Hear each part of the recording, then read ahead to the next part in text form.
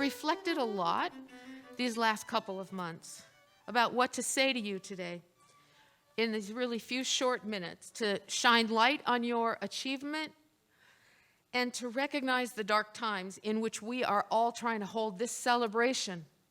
I admit I found it hard to find the right words, and you know words matter to me. In one of my recent past commencement addresses, I called upon graduates to read as if our country depended upon it. It still does. And last year, I encouraged graduates to find radical hope as if our lives depended upon it. They still do. And today, I want to call upon you to dissent, to engage in principled insubordination against the injustices you see, and to raise your voices against voter suppression, to act audaciously against authoritarian tendencies that you see in yourselves or in others. I do believe our democracy depends upon it. So let's be clear. I get it. Dissent is a personal, professional, and political choice.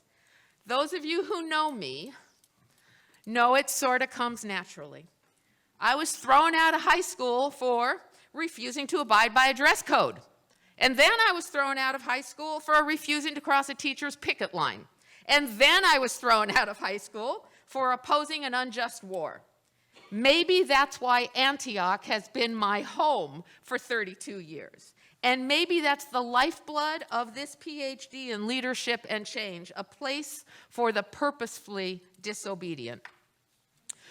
When Horace Mann called upon Antioch graduates to win those victories for humanity, he was saying, just as he lived, you cannot be silent in the face of racism and bigotry, and you cannot be complicit in the fundamental attacks on women's rights. He took a stand back then, and Antioch College was built on those principles, and so we have the opportunity to take that forward. While we have never truly been an inclusive country, today it feels more broken than ever, certainly more than in my lifetime, and perhaps not since the 1860s when Horace stood up. As Antiochians, if we want to win those victories, we cannot sit by on the sidelines now. A flood of books and commentators have been offering up dire assessments of just how fragile a state we are in, how dangerous a time we are living in. And watching those recent January 6th committee hearings these past months brought me little comfort, given how close we came and how sinister the scheme. I fear it is not over. Even if one malicious narcissist were to magically disappear, there are millions who believe trumped-up lies. It is not just the extremist alt-right and white nationalists who have jumped on board, but partisan politicians who care more about their party's power and personal ambition than this country. And then there are millions who blame the other for their discontent. I've been thinking a lot these days about a famous quote attributed to Voltaire. Anyone who can make you believe absurdities can make you commit atrocities. That so many could believe absurdities is frightening. Whether election deniers or climate change refusers, it is terrifying. That so many could be swayed tells me our educational system has failed. By that, I mean our population is not sufficiently educated in the rules of democracy, nor the responsibilities of an informed citizenry, nor the critical thinking skills to discern fact from fiction. I don't lay it all at the feet of education, of course, but what is the responsibility of a university in a time like this? And what does dissent have to do with it? Did you know that when land-grant universities were created in the 1860s, they were called democracies colleges? Why? because a thriving democracy needed an educated population, and such efforts were more necessary to bring a civil war-ravaged country together to become a shared nation. It shouldn't go unmentioned that those very lands of those public land-grant universities were established on land stolen from indigenous tribes, demonstrating, once again, the very complicated complicity of our own democracy with our founding evils. That said, for purposes of today, at the core of the founding of those public colleges was the belief, the fundamental belief, that education was imperative for the public good and still is. Serving that common good, educating the population to be informed, discerning, should be our core purpose. Higher education's raison d'etre is not credentials for careers, as important as that is. It is, rather, as I'm prone to say, about jobs and justice. I like to think of educational institutions as one of democracy's sites of conscience, which makes today's attacks all the more sinister. Trying to silence teachers and ban books, criminalize critical theory, whitewash history, and stifle student protest are efforts that every authoritarian regime has used to try to quell dissent over decades and centuries. What gives me hope is in the long run, that doesn't work. They never do. That said, I know that many of the recent books that have come out about the role of universities to strengthen democracy, I find way too timid. Yes, of course, we must engage across this country from K-12 to higher ed in civic education. It is appalling that only 1 in 4 Americans is able to name the 3 branches of government in a survey in 2016. And that 80% of college students at top-ranked schools would earn a D or F in U.S. history in a 2019 Pew study. Our oft-quoted Horace Mann argued that if free, universal schooling was essential, it was because the American experiment of self-government needed it. And he said, quote, "Woe to the republic that rests upon no better foundation than ignorance, selfishness, and passion." So yes, we need civic education. We call that Educate for Democracy. And we, of course, need to do everything possible to ensure that students, faculty, and staff, and friends and family vote. Yes, we better do so in record numbers. We also, in my opinion, should make education free. Sorry, Bill. And eliminate student debt.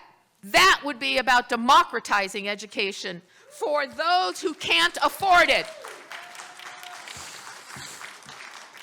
I could go on, but I won't because we don't have time.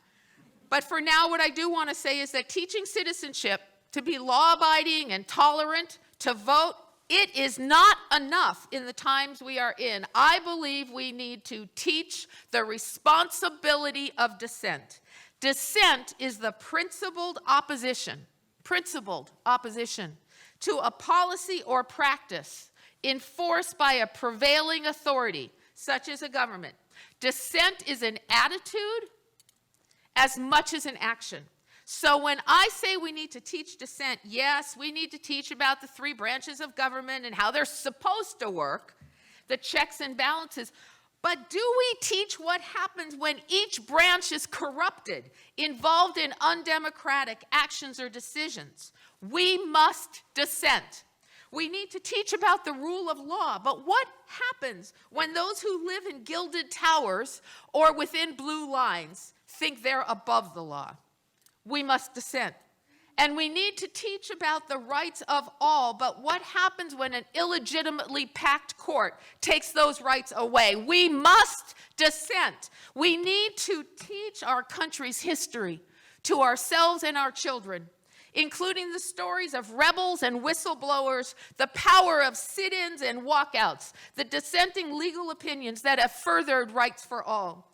We should teach, in my mind, about those who stood up, who wrote books, who rode buses, and who marched across bridges. Those powerful acts of dissent may appear as a decisive moment, a turning point, an individual act, but know that those ideas and those dissenters have been nurtured in communities and movements and educated to win victories, not just for themselves, but for humanity. And that leads us here today. What does dissent have to do with a leadership program? I know it's pretty ironic to talk about leadership and dissent, but hey, that's me. At the individual level, I would say we need to teach the practice of auto-dissent. I made that term up. It means the ability to question authority, one's own. Holding any sort of positional authority can easily encourage a belief that one's views are right and should never go opposed. Unfortunately, authoritarian tendencies can live inside us all. You know, they say power goes to the head. And neuroscientists have lately been finding evidence to suggest that feelings of power dampen a part of the brain that helps with empathy. So we need to train ourselves, those of us who have positions of authority, to engage in self-regulatory dissent. Those checks and balances on ourselves are as important as those as democracy writ large. A single individual, unchecked, can wreak havoc on an organization just as on a country. Unfortunately, organizational leaders often ignore expressions of disagreement, discourage dissent, and retaliate against those who raise opposition. Instead, those of us who have the privilege of leading organizations should see dissent as a warning sign of employee dissatisfaction or even organizational decline. I'm going to skip a page here, and I need a Kleenex. Okay, hold on. What then does dissent have to do with the training of scholar practitioners? Of course, many a scholarly tradition from law and philosophy, political science, religion, arts, humanities argue for the right of dissent. They take outsider views and question authority, be those the dominant views of their field or the prevailing authority of the state. That's why writers and scholars and artists and poets are often the first to speak truth to power and are often the first to be silenced, ostracized, and imprisoned. So I'd say as leadership scholars, be paradigm shifting. What could be more at the core of an Antioch leadership program than to confront the field's canons, to challenge those systems of implicit authority, and to question theories of embedded power?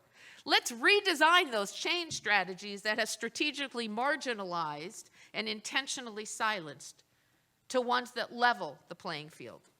Let's base our research on informed consent and informed dissent. With the little time I have left today, there's one more angle I'd like to raise. What is the role of dissent in a learning community? In our case, a leadership learning community.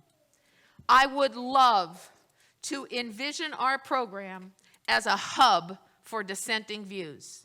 As I said at the beginning, a home for the purposefully disobedient, to nurture unconventional ideas for the common good. In Beckerman's The Quiet Before, on the unexpected origins of radical ideas, the author fascinatingly traces the history of some of democracy's most interesting, exciting, radical ideas. And he traces them through the discussions and discourses, through writing and sharing and reading, through shared forms of thought and communication. He tracks democratic ideas from the earliest philosophers, republic of letters, to the creation of early manifestos, whether those were abolitionist or feminist, to the hand-passed, handwritten underground journals of dissent in the Soviet Union, to the blogs that led thousands to Arab Spring. If his argument holds merit, which I believe it does, then we need to find places and ways to communicate and nurture dissenting ideas that will build democratic movements and democratic individuals. I would love to imagine the Graduate School of Leadership and Change to be a site for that sort of impassioned conversation.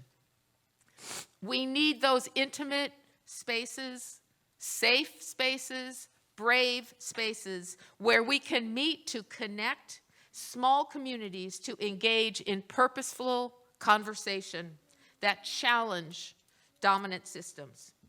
I was once told that our program was designed by baby boomers for baby boomers, and that times change. I agree. Let's reimagine that. Our program was designed by dissenters, scholars and practitioners who defied the academic status quo, and for those who want to think, study, and practice purposeful dissent.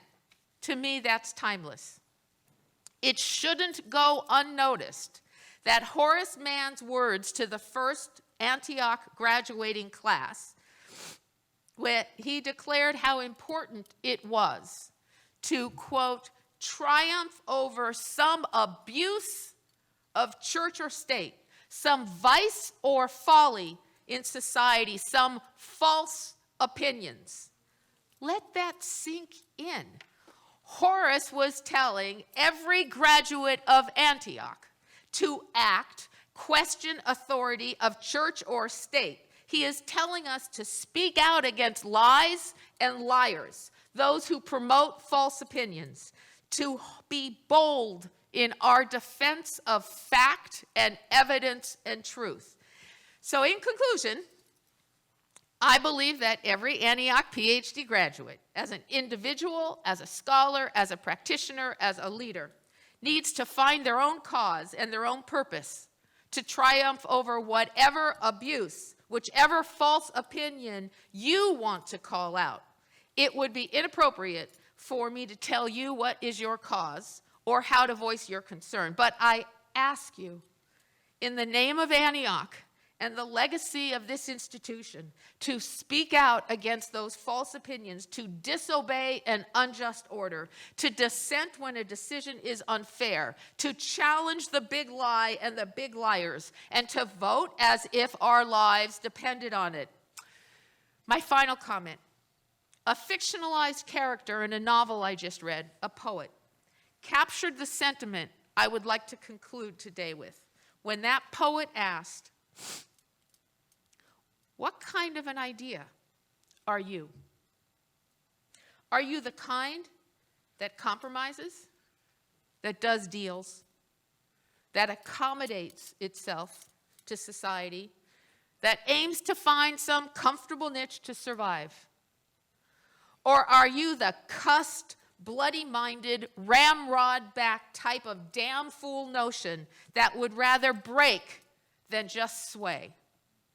The kind that will almost certainly, 99 times of 100, be smashed to bits, but that 100th time will change the world. Be that 100th voice." Thank you.